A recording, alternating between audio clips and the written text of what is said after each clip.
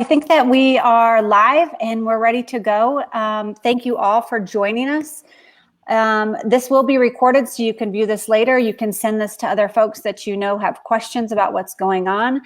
My name is Brianna Stensrud and I am part of the Welcome Team. And the Welcome Team is a collaborative collective of conservative evangelical women who are looking to understand what biblical hospitality and what biblical welcome means concerning the sojourner in our midst. And so tonight we are privileged to have two of the most amazing people who work very closely and intimately in the space of immigrants and refugees join us tonight. I have Matthew Soerens, who is the U.S. Director of Church Mobilization, with us. And then I also have Jen Podkul, who is the Senior Director of Policy over at KIND, which is Kids in Need of Defense. So thank you guys for joining us tonight. Thanks for including us. So I'm going to dive right in, but first, I'm just going to say, you guys can leave questions in the comments and we're going to try to get to as many as we can. I know that there's a lot of questions that people have, but we're going to have Matt paint the landscape for us right now of why are people coming? Why is there such a huge influx of migrants to the southern border? And if you could just kind of address that landscape for us quickly, Matt, that would be great. Sure. I think the most important thing for people to understand is that there have been some pretty important shifts that have happened along the U.S.-Mexico border over the last 10 to 15 years. One is that if you go back 10 to 15 years ago, the significant number of people being apprehended at the U.S.-Mexico border were Mexican nationals. And now most of them are coming from Central America, particularly from Guatemala, El Salvador, and Honduras, what's considered the Northern Triangle. And what is happening in those three countries in particular is a very significant problem with violence, especially gang violence, very high rates of homicide compared to almost anywhere else in the world. And that goes to another shift, which is 10 to 15 years ago, most people were coming to the United States. And if you would have asked them why they were coming, most would have said to work. They're looking for an economic opportunity. There are still some of those people who fit in that category, but many of those who are coming now are actually seeking asylum, which is to say they're saying that they have a fear of persecution or of violence in their country of origin. And when you are seeking asylum, that's actually something that is a legal process. It's not legal to sneak into the country, but it is legal either to walk up to the port of entry and say, I'm here to request asylum. I'm afraid, for my life for one of these reasons under the law. It's actually also legal to request asylum between ports of entry. It can be a misdemeanor offense to cross the border without entry, but even if you do so, it's still legal to request asylum at that point. And what we've seen is, whereas it used to be people maybe were trying to evade the Border Patrol, the vast majority are now looking for the Border Patrol. If they have crossed the border without a visa, they're looking for where the Border Patrol is to turn themselves in for that opportunity to request asylum.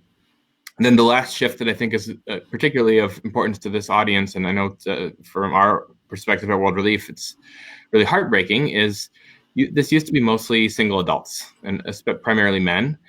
Now it's mostly families. In fact, almost half of the people being apprehended at the U.S.-Mexico border are children, which is why I'm so happy that Jen's here tonight as well, because KIND really focuses particularly on vulnerable kids in these situations.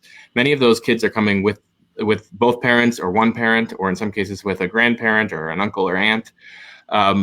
Some others are coming without anyone. They've maybe been helped by some sort of a smuggler, but their parents are either back in their country of origin, or sometimes they're already in the United States, or one is in the US, one is back in their country of origin. And they're, of course, uniquely vulnerable. As you can imagine, any unaccompanied child making a long journey is going to be incredibly vulnerable to people who would prey on their vulnerabilities, whether, that's often why they left in the first place. That's often the case along that journey to Mexico. And as we're seeing in the news, even in the last few days, unfortunately, they're also quite vulnerable once they get to the United States, because the law says that an unaccompanied child in particular, if they're from a non-contiguous country, so they're not from Canada or Mexico, should be transferred from the custody of the Border Patrol of the Department of Homeland Security within 72 hours to the Department of Health and Human Services, with the idea, and this goes to the Trafficking Victims Protection Reauthorization Act, that we want kids to be, under some special care. They are uniquely vulnerable to traffickers, to other harm, and Health and Human Services should be better equipped to care for them. What we're seeing recently is that they don't have capacity in the Health and Human Services to take those kids, or they're saying they don't have that capacity. There hasn't been the resources because of a really large number of people arriving. And the effect is they're being held in Border Patrol facilities and other Homeland Security facilities for reportedly weeks and several weeks in some cases that are very inadequate without even basic sorts of hygiene and safety. So Matt, why the big influx of and it seems like there's such a desperation about it. So can you enlighten us about that? Yeah, I think it's important to know that these are just a diverse set of people. There's not one story. And frankly, some of them have very strong cases for asylum. I was in El Paso and in Juarez last weekend and met people who have very classic asylum situations, fleeing governmental persecution. You have others who are fleeing gang violence, which in the past people have won asylum claims based on fleeing gang violence, but there's also been some changes from former Attorney General Sessions to sort of redefine how the law is to be interpreted. That has made it much more difficult for someone fleeing a gang to be granted asylum. Mm-hmm. And you have other people who frankly are fleeing poverty. I mean, they don't know U.S. asylum law. They are often being told things by smugglers which may or may not be accurate. So in terms of why the big increase, it's hard to know all the factors that go into that. I mean, we've seen an increase steadily over a number of years, but it's spiked in the last year. I think a lot of it goes to, frankly, some of the political news in the United States where people have been told by smugglers that this is your last chance to get to safety in the United States. They're closing things down. And then people are, think this is their last opportunity if they want to make that chance at long-term safety in the U.S. Some of it's circumstantial to the circumstances that people are fleeing. Poverty is a part of this dynamic and, of course, goes hand in hand with violence. It's the poor who are the most vulnerable to violence. And there has been, for example, problems with the coffee crop in Guatemala that contribute to situations of poverty in the last year. But there's not one factor that explains it all. And I don't know that I understand why we've seen such an increase in the last few months. And before I jump to Jen, could you clarify just a little bit about the policies at the border, the stay in Mexico, the metering at the ports of entry? So a lot of people will say, why don't people just go to get processed at a port of entry? And what is stay in Mexico? Can you lay out for us what some of those policy implementations or those practices that are being implemented at the border are actually doing in that space? Yeah, so they're related policies, but a little bit distinct. The metering policy began more than a year ago, at least in certain ports of entry. Metering is basically when you walk up to the port of entry, so basically crossing a bridge, usually over the Rio Grande, and you say, I'm here to request asylum. You have not broken any law at that point. I mean, you are trying to enter lawfully, going up to the front door, if you will, and knocking on the front door. And it used to be that you'd be processed then. Now they do a credible fear interview. So that is to say a sort of a preliminary test to see if you may, if it's credible that you might win an asylum case. If you don't, if you say, hi, I'm here to request asylum because I'm fleeing poverty and you don't have any evidence that you're fleeing persecution, they're not going to let you in past that point. Mm-hmm. But it used to be if you pass that credible fear interview, you'd be held for a while. And especially if you're a single adult, you might be held for a long time. But in most cases for families, they would process them, make sure there's not a public safety risk, and then release them into the United States, usually with like an ankle bracelet on someone's ankle, pending their court hearing, which can take a long time. And again, that's for family units. What the metering policy does is they've actually got agents of the U.S. government at the border, on those bridges usually, saying, sorry, you can't come in and request asylum. The law says if you get to the United States, you can request asylum, but you're not being allowed to get to the United States. They're saying go back and, wait your turn. And it looks different at different ports of entry, but I was in Tijuana last fall where literally I saw them, they had like a notebook. It was like a sort of like a binder where they're giving people numbers. And it seemed like a very informal system and a little bit unclear, apparently sort of overseen by the Mexican government, but, fairly... It's not a very well-regulated system as far as I could tell. The people I saw last fall were being told come back in 5 weeks. We saw these caravans come later in the year. The wait stretched months. And then what we've effectively seen is that funnels people to go between the ports of entry. Because if you're going to be told to wait weeks and weeks in what's usually not a particularly safe border city on the Mexican side, but if you get between the ports of entry and go find a Border Patrol agent out in the desert, you can request asylum there. And so it's, I think, a really short-sighted policy that actually encourages people towards that potential misdemeanor offense of unlawful entry, as really they feel like their only hope to enter their asylum request. And then the Remain in Mexico policy is sort of similar, but it's after you have made that initial asylum request. You've made it to the United States. You filed your initial asylum request.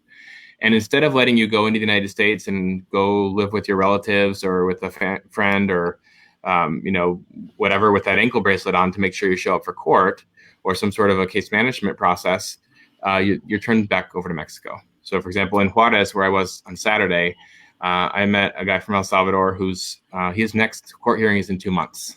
And he's basically living in this little church, a 30-member church with 110 people living in it, and waiting for his next court date, which will probably not be his last court date. Often at those first court dates, they'll be told, okay, come back with a lawyer, which realistically, one of the huge challenges of this, beyond the lack of safety and the risk for children, is there's not a lot of good legal representation available in Mexico. And you have to wonder if that might be part of the point, that far less people are actually likely to be approved if they can't access legal counsel.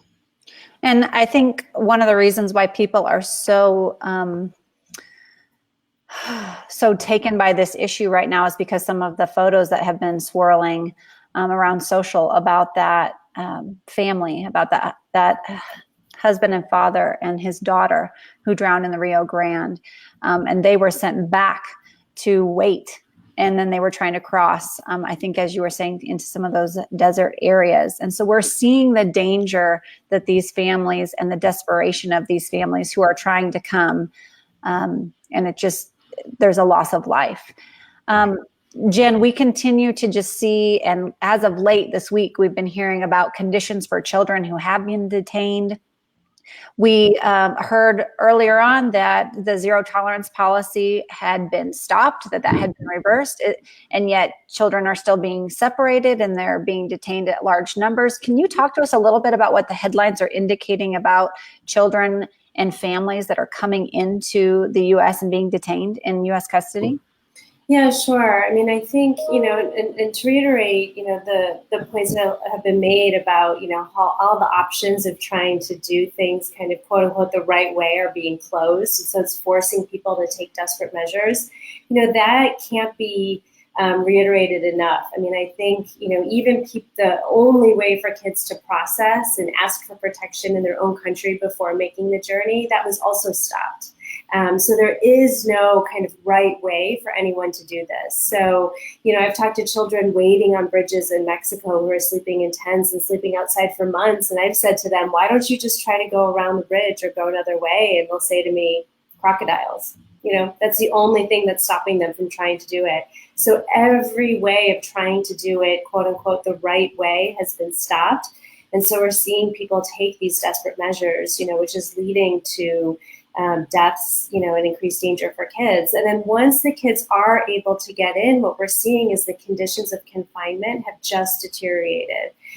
Customs and Border Protection, they're kind of the first line, the front line at the border. And so when they encounter a child, whether it's at a port of entry or between a port of entry, they'll take that child and put them in a short-term holding cell. And law says they can only hold them there for 72 hours. And Congress said that because these are not places that are meant for children, right? They're these little teeny tiny holding cells in remote areas. They have no blankets. There's no sanitation, no way to bathe yourselves, no way to change your clothes. And so the idea was, Congress said you could only keep a child in that kind of facility for a very short time. And then they need to be transferred to a child appropriate facility that's run by Health and Human Services and that's run by child welfare experts. There's social workers there, people who are able to screen the children for human trafficking and protection concerns. They can talk to a lawyer. But what's happened is, because this administration has tried to deter asylum seekers from coming here, has tried to deter, this refugee flow. And really, this is a doubling down of the previous administration's deterrence as well, saying, please don't come here. What they're doing is increasing detention. So they're keeping more people detained. They're keeping them detained longer. So what we're seeing is ballooning populations in detention facilities, which is leading up to kids backing up in these Border Patrol stations. So these stations that Congress said are not appropriate for children and they need to get out of there right away, we're hearing of kids there for weeks on end. And these facilities don't have child welfare professionals. They don't have medical professionals. They don't have toothbrushes because they were never intended to hold children, even adults, for long periods of time. Hmm. Yikes. Can you explain, go back just a little bit for us and explain, can either one of you kind of lay out just very generally, but asylum laws, what are we held to? What is the standard in which our asylum laws stipulate that we need to follow through on? Yeah, so the U.S. Law there, and goes back to the Refugee Act of 1980, and really before that to conventions that the U.S. is party to, says that we will not return someone who has fled their country because of a well-founded fear of persecution on account of their race, religion, political opinion, national origin, or social group. That's the same definition of a refugee, right? So the distinction would be, and many of the folks we work with at World Relief are familiar with refugees who come in, through the airport and are resettled. They were identified as refugees overseas by the U.S. government, sometimes based on a referral from the United Nations, after having been confirmed that they indeed are refugees, that they go through a security vetting process, they come in an airplane. An asylum seeker is someone who shows up, whether at the border or, at an airport, or they were admitted on a temporary visa, maybe on a student visa, and they file affirmatively. They're making the claim to the U.S. government, I actually meet that legal definition of a refugee. Here is why my fear of returning to my country is credible and how it's related to my race, religion, political opinion, national origin, or social group. Now, that's a definition that it doesn't cover everyone who is vulnerable by any means, but it does cover a lot of people. And of course, some of it is a little bit subjective. And we see that even in the asylum courts, where, from one court to another, the approval rates can vary really widely, from some courts where the majority of people are being approved to courts where 5% or less of people are being approved by region. And they're working with the same US law. So what that tells us is different people, different human beings reading the same law have a different standard of what persecution is, whether a certain factor counts as a social group. I saw actually we had a question here about what I mentioned with Attorney General Sessions. One of the most common situations for Central Americans in particular is people who are fleeing gang violence. And so that begs the question, well, is that based on their race? Probably not. Religion? Maybe if you're very creative, it's because you're Pentecostal that you don't want to join a gang and kill people. But, that's probably not particularly why they're persecuting you. Is it because of your nationality or your it's probably not most of those things, but maybe it's social group. That's kind of the most vague of those 5 grounds. And we'd seen people approved who had been fleeing gang violence and made the argument that was a social group, or who were fleeing domestic violence and had made the argument that could be a social group. There was even court precedent for that. But what most people probably don't realize is that the Attorney General actually has precedence over the immigration courts. They're not an independent judicial part. They're not a part of the independent judiciary. They're part of the executive branch. And so Attorney General Sessions, former Attorney General, used his authority to basically say, if you're fleeing persecution on account of your social group, you can't be fleeing private violence, which is to say you can't be being persecuted by something other than a government. And of course, that would include gangs, that would include an abusive husband. And that's going to dramatically limit the number of people who will be approved for asylum. But that doesn't mean that those people's fear is not credible or not real or not rational. Because unfortunately, we know the statistics are really horrific in terms of violence, especially for children and adolescents from gangs in those in El Salvador and to some extent also in Guatemala. And what I would add to that too is, it's a very high standard. So the person who's applying for asylum, they have the burden of proof. They have to prove, right, that they qualify for this very complex, and they can't just say it's dangerous. It can't be generalized fear. They have to show specifically why they were either persecuted in the past or why they would suffer persecution in the future. So they can't say, well, I live in a dangerous neighborhood where there's a lot of gangs. They have to be very specific about it. It is an incredibly high burden. It requires a lot of evidence. It's not always, it's next to impossible to win a case where it's just the person's word, right? You have all sorts of evidence that you're going to need to prove that. That being said, though, when children, the kids that KIND has been representing, when a child has an attorney and these kids who are coming over and we're able to represent the kid through their case to the end of their case, over 90% of the time we're winning the children's cases. So what does that mean?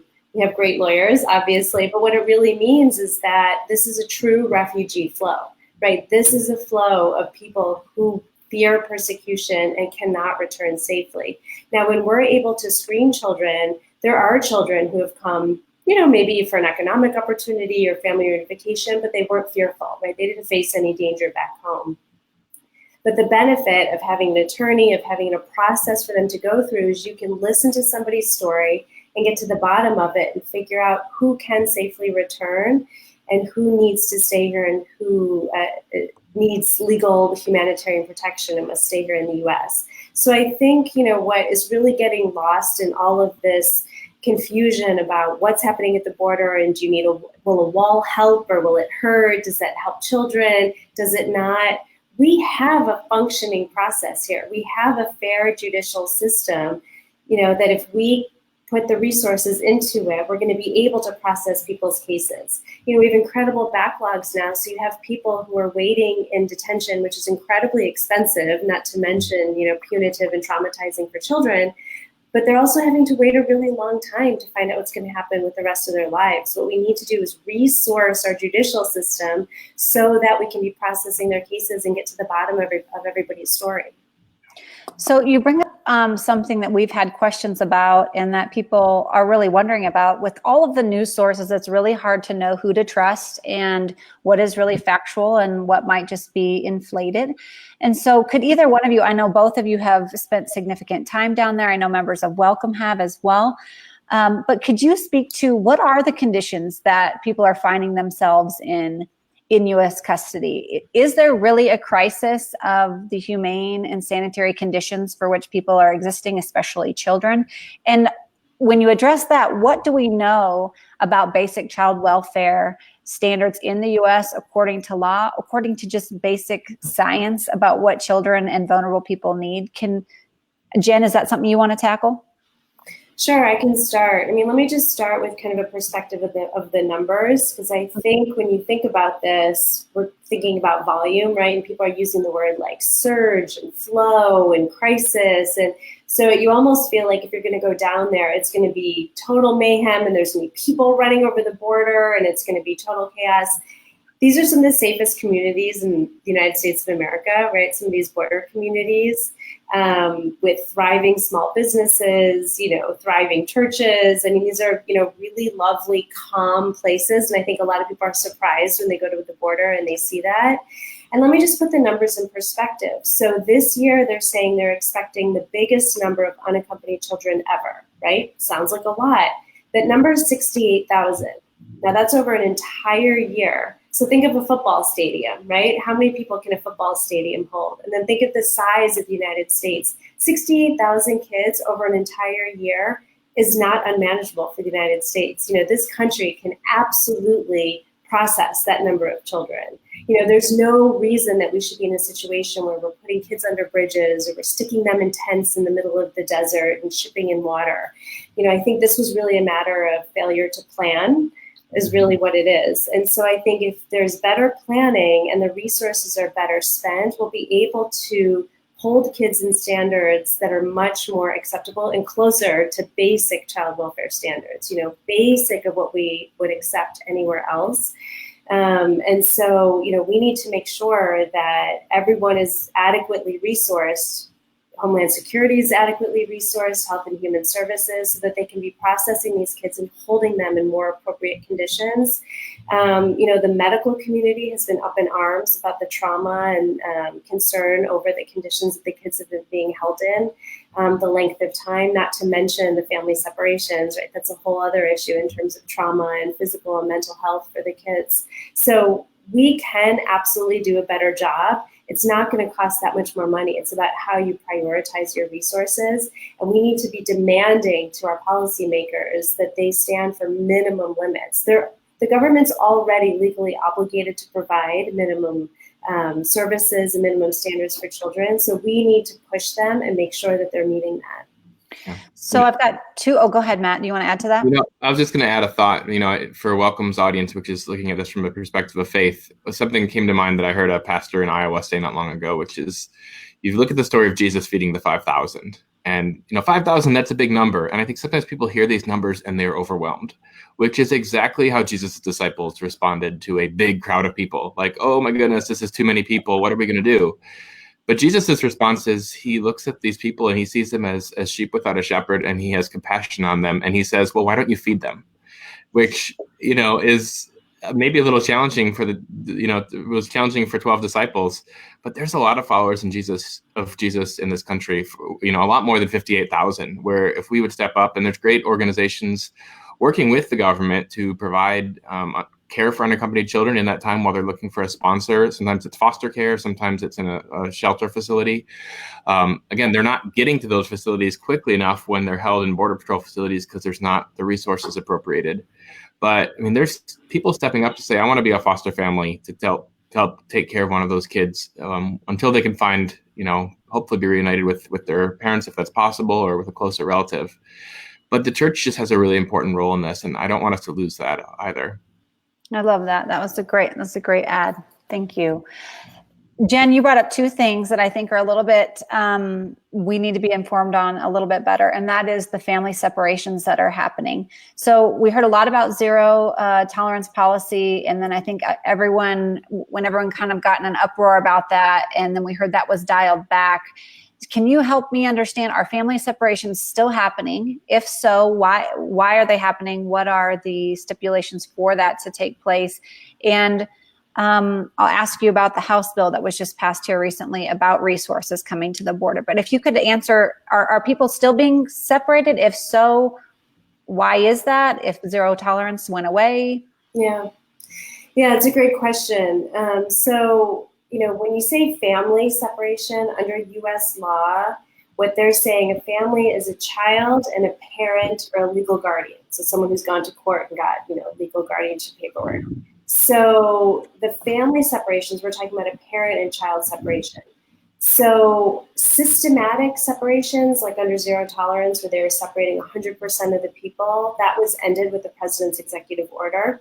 What continues to happen is CBP's always had the authority to make a separation if they think there's an immediate danger to the child, right? And we want that, right? If there's ever a time that there's a child who's with someone who could be a human trafficker or someone who could pose a danger to them, we absolutely want that child separated from them until we can make sure it's a safe person. However, what's happening is it's Custom and Border Protection officials who are making that decision. They have no guidance about when to make that separation, right? There's no checklist they've been given. They've never been given any sort of training about when to do a separation. There's no child welfare professional, nobody with specialized training, no social workers there reviewing any decisions or helping them interview children. So you have an agent who's wearing a uniform, who's wearing a gun, that doesn't know, has no expertise in this, making these, changes, these decisions that have incredible implications, in the life of a child and a family. So what we're seeing is there are a lot of separations. And what we're concerned about is that they're separating in cases where it's absolutely not necessary. And we've heard, stories that seem so unbelievable. It's hard to believe it's even true, but we've seen the files, so we know it's true. But, there was a parent who was separated for criminal history.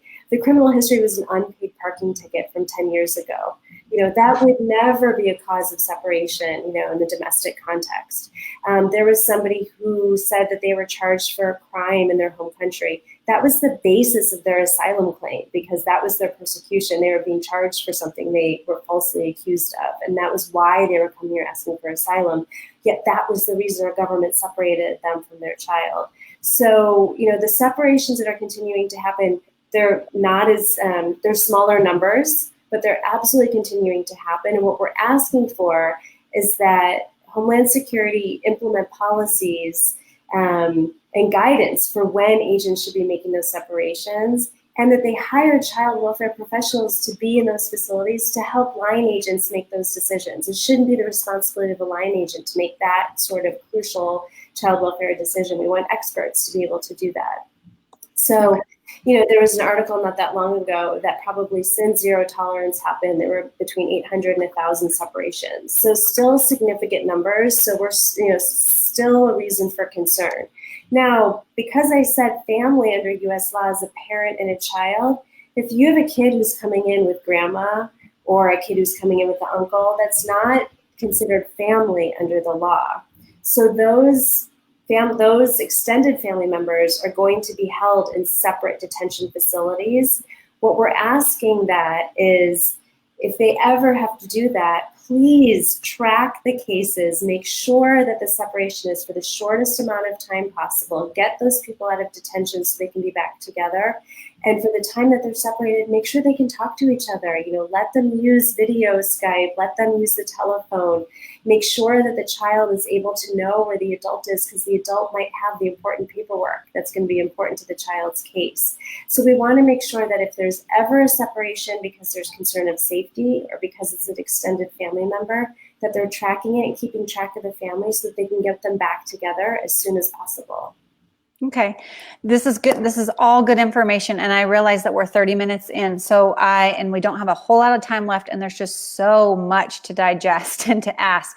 But we do have a couple of questions I want to take from the comments, and that is about the question of kids being recycled over the border.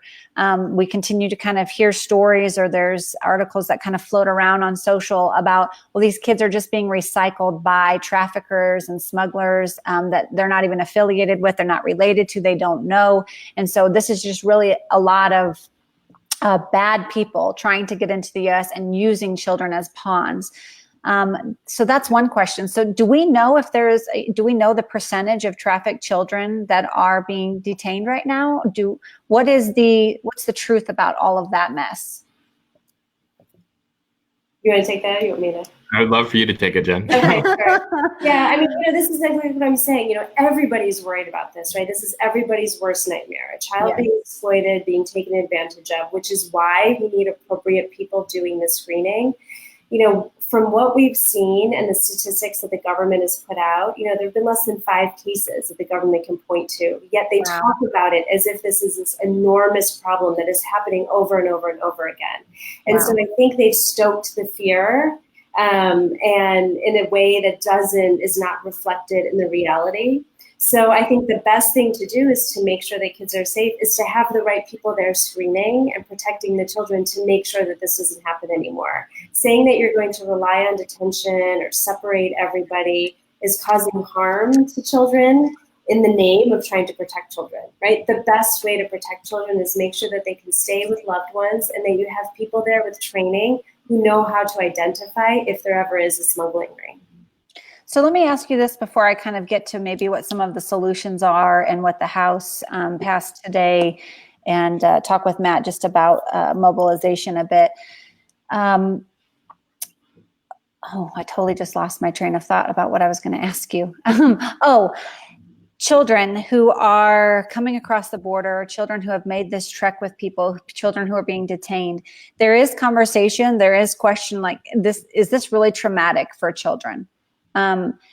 How is being with a bunch of other kids and watching TV and maybe, having toys or whatnot, how is that actually really traumatic? And I think that was shocking that we've had some of those questions, but yet I do think that it just goes back to, we really need to be thinking very tangibly about what that looks like for a child and the environment that child is in. So Jen, can you talk to me just a little bit about the reasoning as to why this is super traumatic for the children that are coming in and that we're holding in our custody? Yeah, I mean, look, these kids are leaving. It's never a normal situation for a child to be, walking through 3 countries by themselves, right? There's something that pushed them out.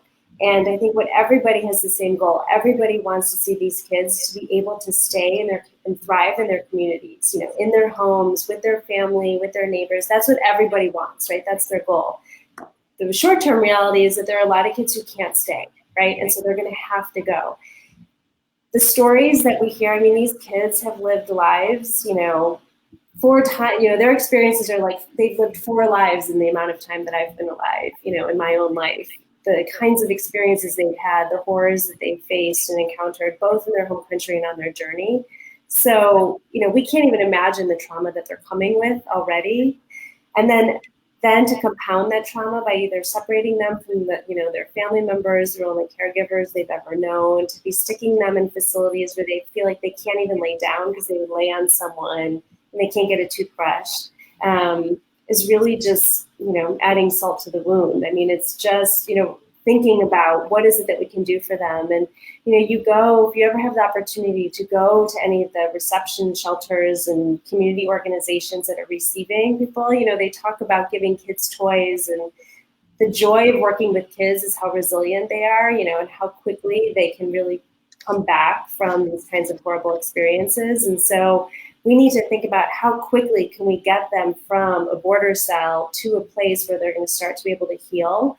And I really think, thinking about all the resources, and all the work that these groups, particularly on the border, are doing to be that immediate bright spot and offer something to these kids immediately is really important. And think, Americans really thinking about how can we contribute to it. A lot of these groups are doing work that, quite frankly, I think the government should be doing, but it's not. And so they're really stepping in right at that crucial moment where the healing can start to begin for these kids.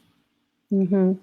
Yeah, and Matt, we've heard that people are concerned about the folks that are coming in and the folks who are trying to live in the U.S. and that we've heard comments from leaders that say these aren't the best people from countries. Why would we want these poor and destitute folks coming into our country? They're not bringing the best for America. What would you say to that? I mean, we hear about the desperation, we hear about the violence that they are fleeing, and yet can you really speak to the humanity of the folks that are coming and why we should care, whether or not that they have the ability to be a doctor or whether or not that they have the ability to do something else? Why is that important? Well, I mean, I think especially for people coming at this from a Christian perspective, it's because they're people made in the image of God, just like every one of us. And that means that they have dignity, regardless of who they are, where they're coming from, any qualifier we might put on them. They are people who God loves, and he calls his people to love. And it is because they're people in the image of the Creator God. They also actually have potential. You don't know that an unaccompanied 7-year-old who's coming over now won't become a doctor. I mean, if you look at some of the amazing success stories of the United States of America, it's people who came from very difficult circumstances, and they were, they have had opportunities here. But frankly, their dignity is not dependent upon their ability to succeed or to reach a certain level of education or income. Their dignity is they're made in God's image, and it goes back to that command to do to others as you'd have them do to you. I mean, God forbid any one of us would be in that situation of having to flee, or our kids would have to flee. How would we want people to treat our children? I mean, I saw this picture of a 23-month-old baby, and I went home and hugged my 23-month-old baby girl, and I just can't even imagine a father's grief in that circumstance. And we should be doing to others as we would want to be done to us, and loving people as our neighbors. And Jesus gives us the model for that when there's a traveler who's in a desperate spot, and a Samaritan, someone who's of a different ethnic and religious group, comes along and sees him in need and helps him out at his own expense and putting his own safety at risk in some ways. But that's the model we have for those of us who are coming at this from a Christian perspective. Yeah, and I think it's also important to just reiterate that no one here is against a safe or secure border. I think it's nonsensical to think that we wouldn't be for that, because how would we protect the people who are coming to us for safety if we didn't have safe and secure borders? So I know, Matt, you have said that time and time again, that we can be a safe country and a compassionate country, and that these things are not mutually exclusive concepts. Yeah. So I think that's really important to emphasize too. Yeah. And, one thing I heard from a Border Patrol agent I talked to last week was, they're doing their very best. And I mean, I know there's good people in the Border Patrol who really are, with very limited resources, diapering children and that sort of thing. Mm-hmm. When we haven't appropriated resources for those kids to quickly be moved to appropriate care centers for them, mm-hmm. Not only is the Border Patrol doing a job that it's not particularly well trained for, or what they signed up for, it also means they're not doing some of the other parts of their job in terms of patrolling the border. And that's not really ideal either. I mean, so it's again, a lot of this goes back to lack of planning. We've put all of our resources, or so much of our resources, into a defensive security position. And there's some need for that, of course. But while that's grown over the last decade or two, we haven't put resources into processing people at the border for asylum, whether unaccompanied children or families who are seeking asylum, or adults who also have that right, whether or not they have kids with them. And I think that's one of the real challenges, is the asylum process is so clogged up, and there's just not resources there. And then obviously the facilities to care for children are are at capacity and beyond, and that makes the whole system back up. Yeah. So, Jen, we heard today that the House passed a $4.6 billion resource bill to provide aid to the border. What does that mean? What's in that bill? Or can you at least tell me if you think that's going to be a helpful thing? I mean, I hope $4.6 billion would do something to alleviate some of these pain points. What can you tell us? So this is money that the administration asked for on top of their annual budgets. So it was for Homeland Security, mostly for Homeland Security and for Health and Human Services. So Homeland Security manages kind of the border security, the interior enforcement, and then Health and Human Services is who receives the children and houses the children in the child appropriate facilities until they can go with a sponsor. So the government said, we've spent all the money that you've given us, to deal with this, we need more. And so this is what the Congress has been debating over the past few weeks, is how they're going to do it. There was a Senate version and a House version. Some of the money was going to Homeland Security, and that was for agents, that was for the things that they need to run their facilities, to keep processing people.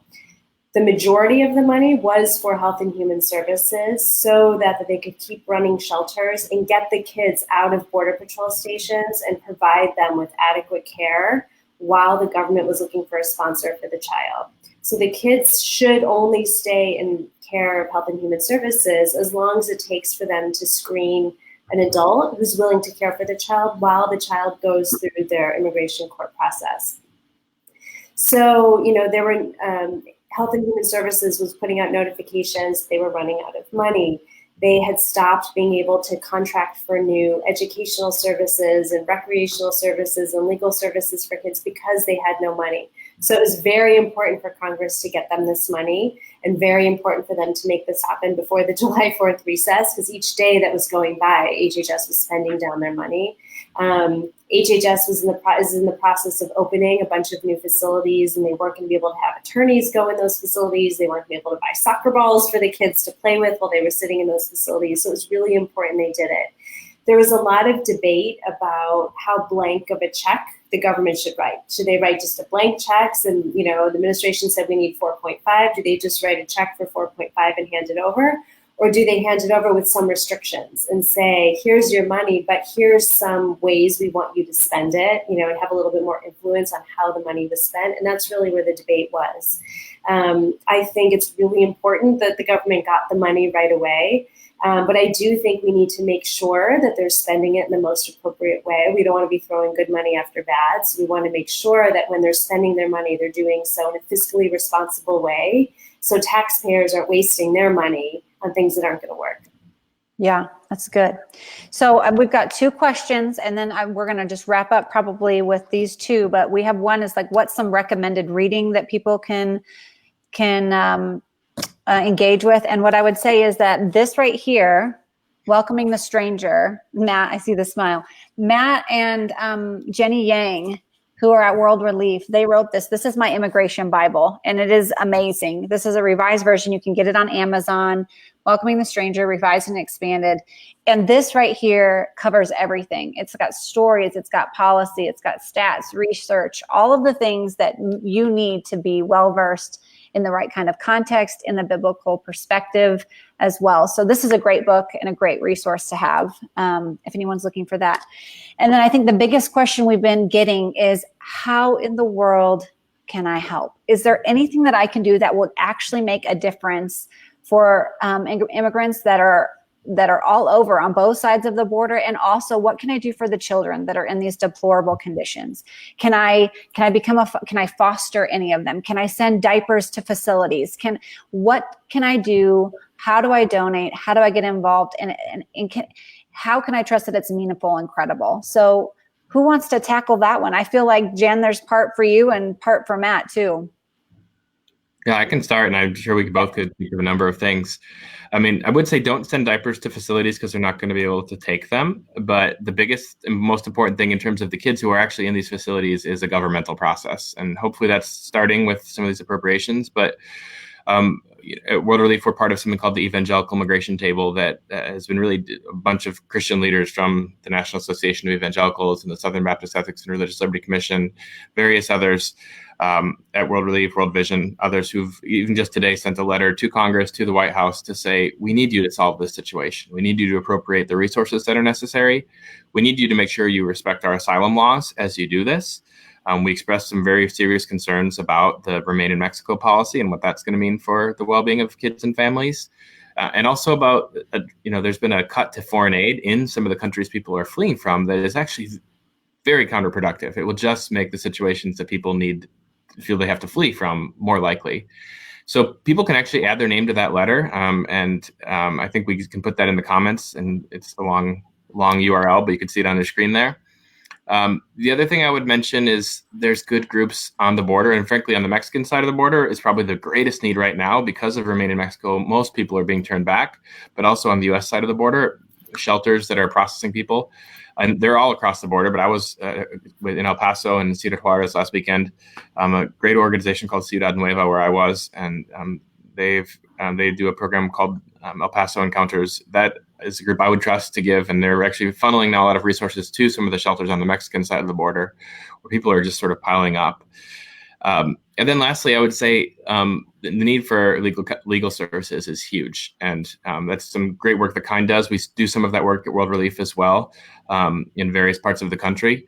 And if people want to learn more about that for our work at World Relief, if you go to worldrelief.org/families, you can both find a way to give. You can find some social media tools and actually tools for churches too. We've really been challenging churches. This is something to talk about, even for pastors this Sunday.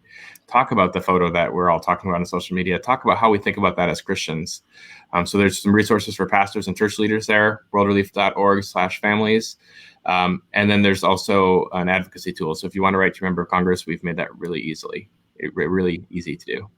That's great. And I will say it's been very encouraging to have pastors contact us and ask us, what can we do? And for those of you who are in a church, this is a really great time. We're having a moment for immigrants and refugees right now where you could present this advocacy kit that World Relief has to your pastor and say, we need to be talking about this.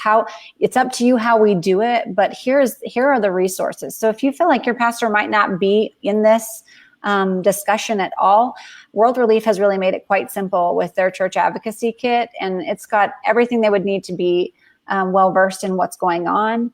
I think following Jen and Matt on social is a great idea on Twitter and whatnot. Matt is continually updating on the feed. I think donating to World Relief and to KIND are two exceptional agencies that are doing a lot of great work on behalf of families and children. Jen, do you have anything to add to the list? Yeah, I reiterate everything Matt said. But one thing I would say is, this all feels very overwhelming, right? A lot of people feel like it's a lot of information and there's a lot of agencies and it's very complicated and Congress is fighting about it and you hear about different things on the media and it's overwhelming. And, I've been practicing immigration law for over a decade and I still don't know all of it, right? Because it's so complex. But I just want people to feel empowered. What we saw last summer is that during the height of zero tolerance and family separation, as complicated as the immigration issue is, people said, oh no, not in our name. This is a red line and you cannot cross this. You cannot take babies from their mothers, and people spoke up about it and they felt confident. And so I just feel like here we are again a year later and people are starting to feel the same way. Like, I don't know all the solutions, but what I do know is that it's not appropriate to keep a child in a cage.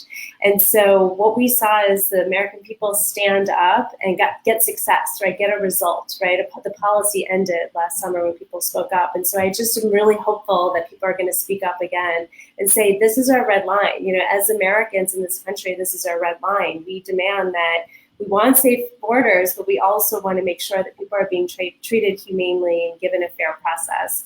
And that's all you have to say, right? And then let the politicians figure out, the details and how you're going to draft that into legislation. And so, beyond being able to give, to the border groups and give in your local communities, just be talking about it with people, because that's really what worked last summer. It became something that everybody talked about at the dinner table and with their neighbors. And so, this is really, I think it's an emotional topic. It's overwhelming and it's confusing, but I actually, in a weird way, I'm feeling very hopeful because I'm so moved by so many people's interest in this and their passion for it. And so I just really want people to feel empowered to speak up, because it worked before and I know we can do it again.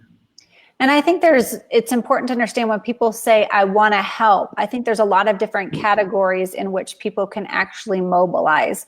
So we are encouraging you to sign the Evangelical Immigration Table letter that Matthew referenced, and we'll put that link in the comments for you. There are shelters that you can support. There's policy and advocacy entities that you can support. So it's a matter of where you really want to get involved and where you really want to invest. And there are several facets, and there's plenty of shelters that you can donate to. We'll put some of those in the links. Evangelical Immigration Table has a list of those that they have been in contact with and that they are recommending. But again, Kind and World Relief are really in the thick of it, and they have all the contacts, they have all the knowledge, they have the experience. And so we would encourage you to be supportive of the efforts that they're doing. So, man, it's been almost an hour, you guys, and I feel like we could go on for another, but we will end tonight, and we will promise our community that we will come back soon with another webinar with more information. But is there anything else either one of you would like to add tonight? Thank you. Thank you all for taking the time to watch, and we hope it's been helpful. Yeah, thanks for including us. Thank you. Have a good night, everybody. Good night. Bye.